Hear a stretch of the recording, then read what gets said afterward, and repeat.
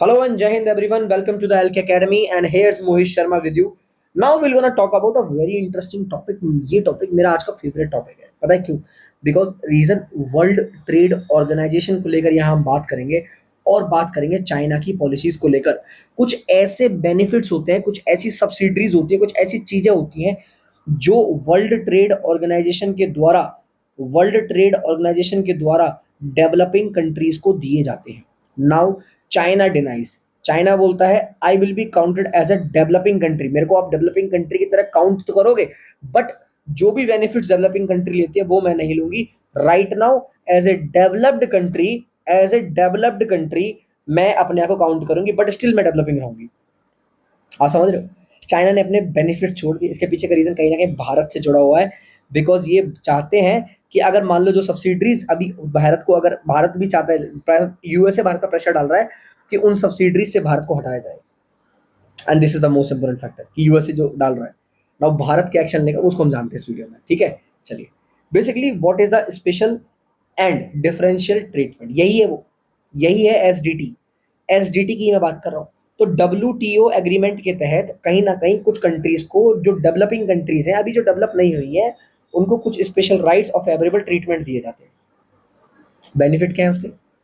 क्या कि उनको थोड़ा सा ज्यादा टाइम मिल सके चीजों को लेकर. एग्जाम्पल लो, आप जो जितना भी आपका ओवरऑल एनिमल्स का जो फर्टिलाइजर वगैरह हम यूज कर रहे हैं, ये मान लो ग्लोबली सेंसेशन लगा दिया भैया, अब हम फर्टिलाइजर यूज नहीं करेंगे, केमिकलों को यूज नहीं करेंगे, ऐसी चीजें यूज नहीं करेंगे जो ग्लोबल वार्मिंग हो. किसी कंट्री को 5 साल का टाइम दिया, बट मान लो एसडीटी के तहत तो उसी जो कंट्री अभी डेवलपिंग कंट्रीज है, अगर वो फर्टिलाइजर खाद का यूज नहीं करेगी, ऐसे खाद उसको बाहर से लेने पड़ेंगे जिससे नुकसान ना हो, तो उसमें तो बहुत खर्चा आएगा. बट स्टिल अभी वो डेवलपिंग कंट्रीज है, उतना खर्चा एफर्ट नहीं कर सकती, इसीलिए उसे 5 6 जगह 20 साल का टाइम दिया जाएगा. This is the relaxation provide in the SDT. Market में ऐसे ज्यादा मिलेगा, कैपेसिटी बिल्डिंग होगी. पर्पस क्या है इसका? मेन पर्पस क्या है? पर्पस ये है कि जो मार्केट में अनइक्वल इकोनॉमिक कैपेसिटी है, ग्लोबल ट्रेड को लेकर चल रहा है, उसको हटाए. चाइना ने बोला कि हम एसडीटी की जो अभी तक, देखिए चाइना पुराने सारे बेनिफिट लेगा, बट इन फ्यूचर में आने वाले डब्ल्यूटीए के द्वारा कोई भी बेनिफिट नहीं लेगा. ये चाइना के द्वारा बोली गई वर्डिंग्स है. नाउ ये ऐसा क्यों हो रहा है? बिकॉज कहीं ना कहीं यूएस प्रेशर डाल रहा है, ग्लोबली क्रिटिसिज्म कर रहा है कि भैया भारत को, तो भारत की इकोनॉमी तो ट्रिलियंस ऑफ की इकोनॉमी है, भारत को आप एसडीटी के बेनिफिट्स क्यों दे रहे हो? भाई भारत को जरूरत है, वी नीड इट. ये 100% तक का हम पर टैरिफ लगा रहे हैं, हमारा फार्मा एक्सपोर्ट को खत्म कर रहे हैं. अब आप सोचो मेरे भाई, अगर एसडीटी ने अपने बेनिफिट हटा दिए ना, देखो ये सब्सिडरी कैप दे रखे हैं 10% 5%. आप मेरी बात समझना जरा. भारत 186 रैंक पे है अभी. अब आप मेरी बात समझना, मैं बहुत इंपॉर्टेंट चीज समझाने जा रहा हूँ. मान के चलो, अभी तक क्या कर रहे हैं, ये मान लो 1983 में हमने कोई कॉस्ट थी जो हमारी 5 रुपए की थी, उस 5 रुपए पे हमने 10% का टैरिफ दे रहे थे.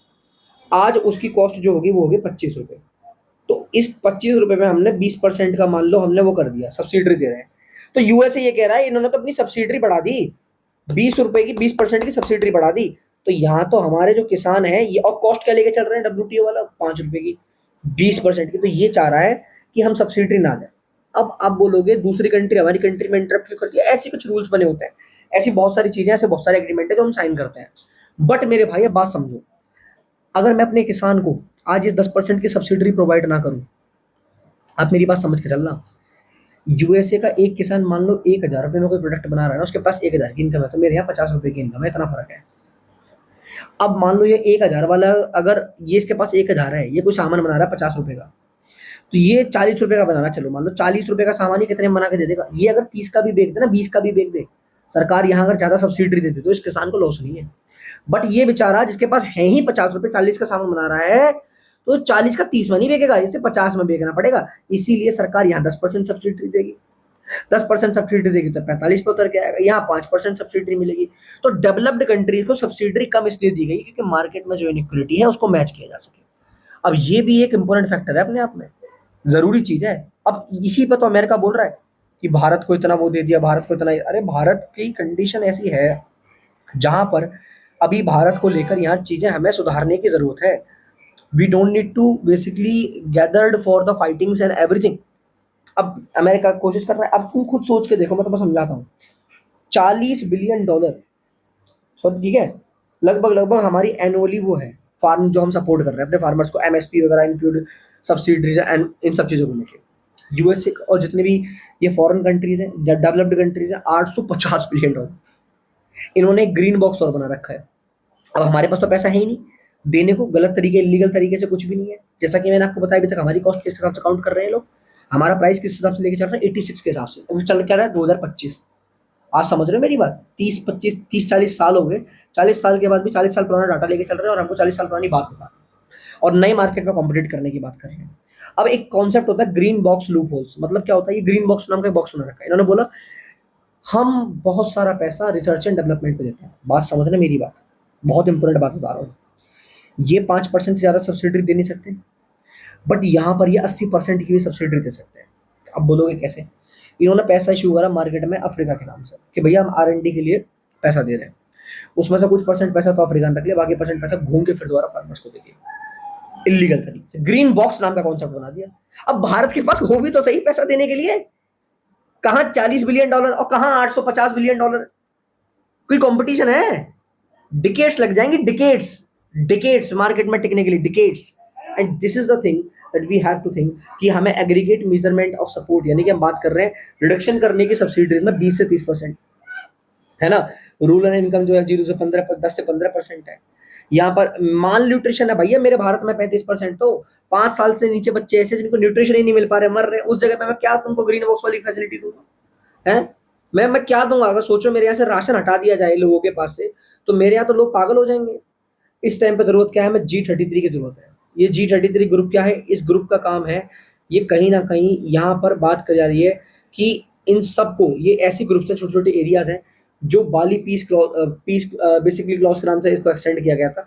ये एग्रीकल्चर बेस्ड बहुत छोटे छोटे एरियाज हैं, इन सबको मिलकर पब्लिक स्टॉक होल्डिंग करनी पड़ेगी टिल 2030। अब ये पब्लिक स्टॉक होल्डिंग क्या है, अब मेरी बात सुनो जरा ध्यान से। जो भी मार्केट में पैसा लग रहा है, जो भी पैसा इन्होंने लगाया, जैसा भी पैसा है, अब ये अपना स्टॉक होल्ड कर सकते हैं। स्टॉक होल्ड करना लीगल नहीं है डेवलप्ड कंट्री के लिए, बट डेवलपिंग कंट्री स्टॉक को होल्ड कर सकती है। स्टॉक को होल्ड कर रही है मतलब क्या कर रही है पता है, प्राइस को होल्ड कर रही है। जिसके पास स्टॉक है वो अपना प्राइस होल्ड करके चल रहा है। अब मान लो मार्केट में कोई नया साबुन आया, 50 रुपए का आया, वही साबुन आज से कुछ टाइम पहले 30 रुपए का मिल रहा था, उस बंदे ने स्टॉक होल्ड करके रख लिया, तो वो तो 40 में बिक देगा, 40 में बेच देगा, ये बंदा 50 में बेचेगा, 45 कर देगा ज्यादा से ज्यादा, तो स्टॉक होल्ड कर सकती है। तो ऐसे G33 कोलिशन की हमें जरूरत है आज, ऐसे कोलिशन की हमें जरूरत है जिससे हम मार्केट में जीत पाए, मार्केट में अपना अपना एक दबदबा बना पाए। We need that. तो ग्रीन बॉक्स मेजर की तरफ भी हमें अपने आप को शिफ्ट करने की जरूरत है, ई कॉमर्स की तरफ भी। आई होप ये आर्टिकल आपको समझ आया होगा। ये आर्टिकल बड़ा इंटरेस्टिंग आर्टिकल है। Now you can go through with this article. मैं आपको इमेजेस दे रहा हूँ, बट इस आर्टिकल के अंदर जो मोस्ट इंपोर्टेंट इन्फॉर्मेशन थी दैट आई हैव कनेक्टेड। ठीक है guys, now let me give an another information. हमारी एकेडमी हर साल नए नए कोर्सेज लॉन्च करती है, जैसे जीपीएससी, यूपीएससी, एनडीए, सीडीएस। आप किसी भी कोर्स को ज्वाइन कर सकते हो, मेरा कोड यूज कर आपको मिलेगा मैक्सिमम डिस्काउंट। इस क्यूआर कोड को स्कैन करो, you will get the further details.